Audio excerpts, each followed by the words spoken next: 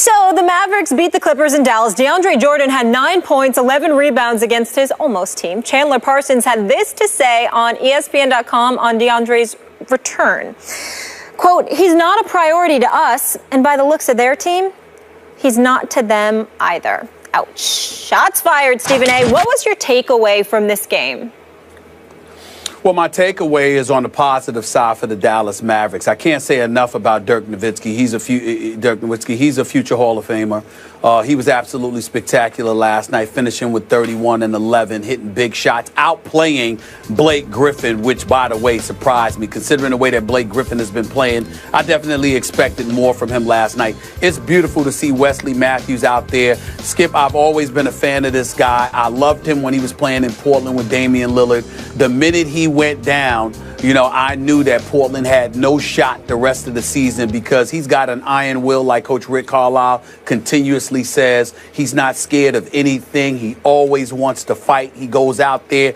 He can't just score. He defends as well. And he was harassing Chris Paul all night long, helping to limit him to 2 for 11 shooting, just 11 points for Chris Paul. Obviously, I expected better from him as well as Blake Griffin.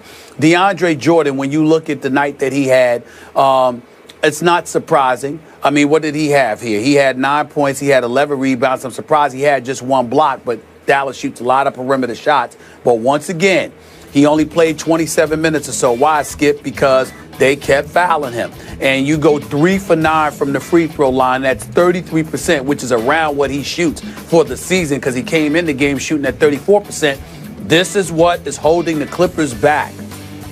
Because when DeAndre Jordan is on the floor, both offensively and defensively, he is a force to be reckoned with.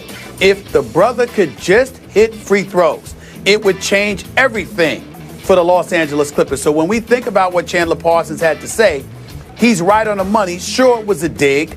And sure, listen, Mark Cuban, the Dallas Mavericks, eventually you got to let it go. But this was his first time in Dallas since reneging on his deal to go there.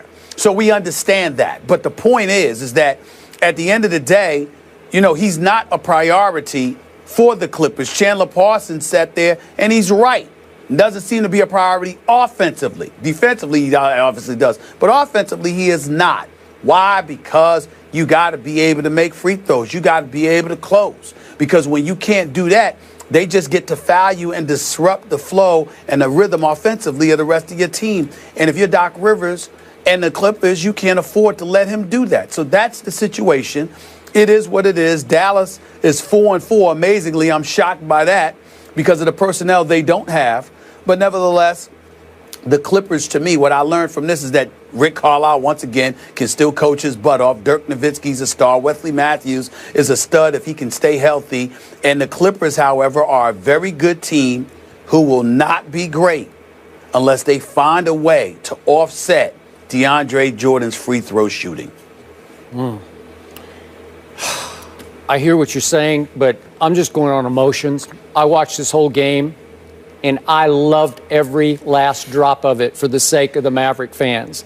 I think they all had a great time at this game.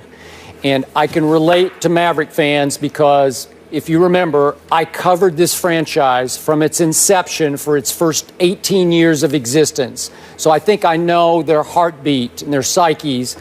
They're not like, let's say, Philly fans who are going to boo Santa Claus. They're not like that. They're not mean-spirited. They're not nasty to me. I guess you could, there might be one or two somewhere, but in general, they just like to go scream and yell for their Dallas Mavericks. And last night, they weren't. I don't think anybody threw anything. I didn't hear anything about anything getting thrown. So it was just they just booed DeAndre Jordan upon his return.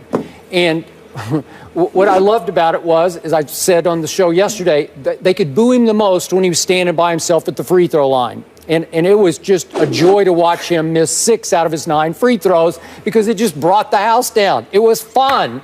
And again, he spurned them, he burned them, and they got a small measure of revenge last night. Just a little slice of early season justice. That's all it was. It doesn't amount to a whole lot. I wish Rick Carlisle had fouled him more, to your point, because He's a disaster at the free throw line.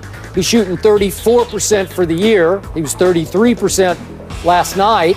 And I wanted, as I said yesterday, I wanted to see him shoot 29 free throws. I thought Rick kind of took the high road there, because down the stretch, especially toward the 2-minute mark, you could have put him on the line even more than they did. They did some.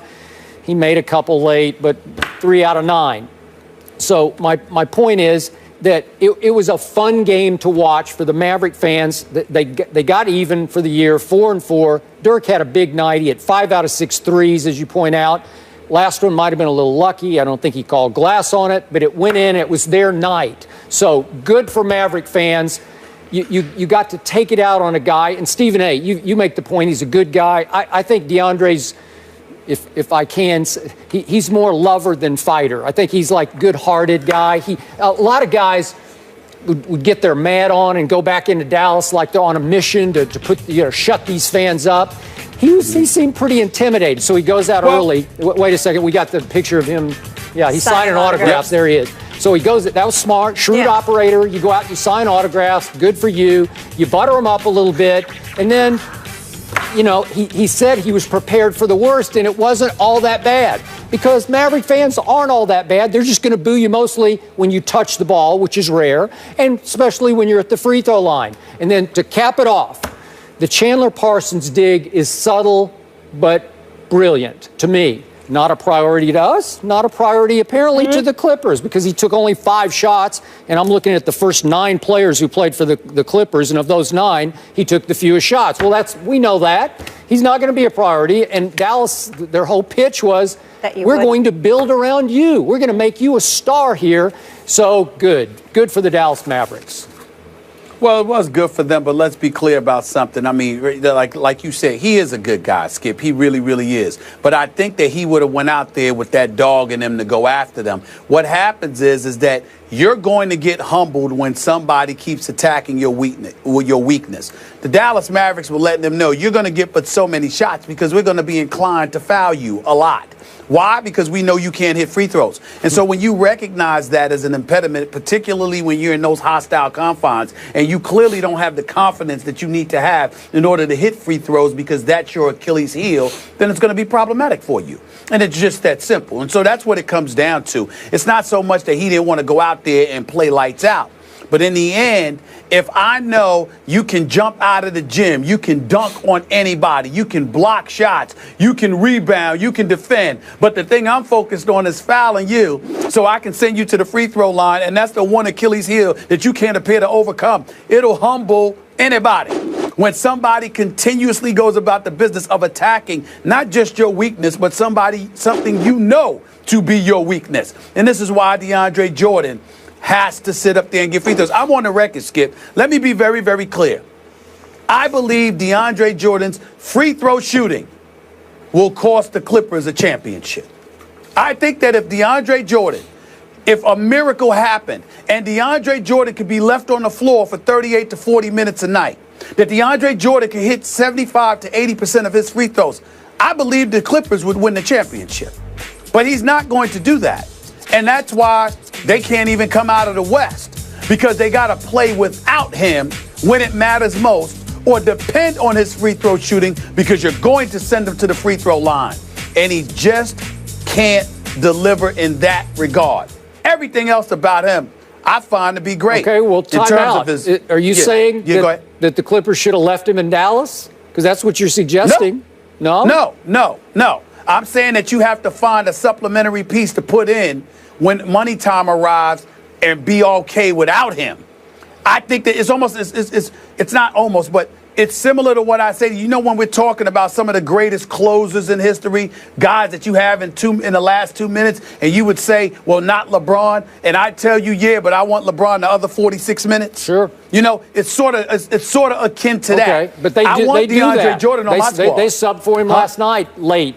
But it's not good enough. No, I'm saying it's not good enough. Yeah. Whatever they do to sub for him, it's too much of a loss when he is off the floor because he's so formidable defensively. You just need him out there. He neutralizes a lot of things that other people want to do. There's no excuse in the world why the Clippers should be 5-3 right now. Yeah. They're too good for this. But when you can foul them, what do you want? Yeah, well, there's one coach who will put him on the line from start to finish, and that's Coach Popovich.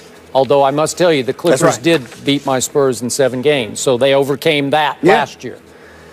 But that was because of the greatness of Chris Paul and Blake Griffin. Yeah. All right. It was a lot of things, but I'll leave it at that. Okay, let's leave it there. In this next game, there will be serious booing when the New England Patriots head to New York. JPP says he will get to Tom Brady on Sunday, but did the pass rush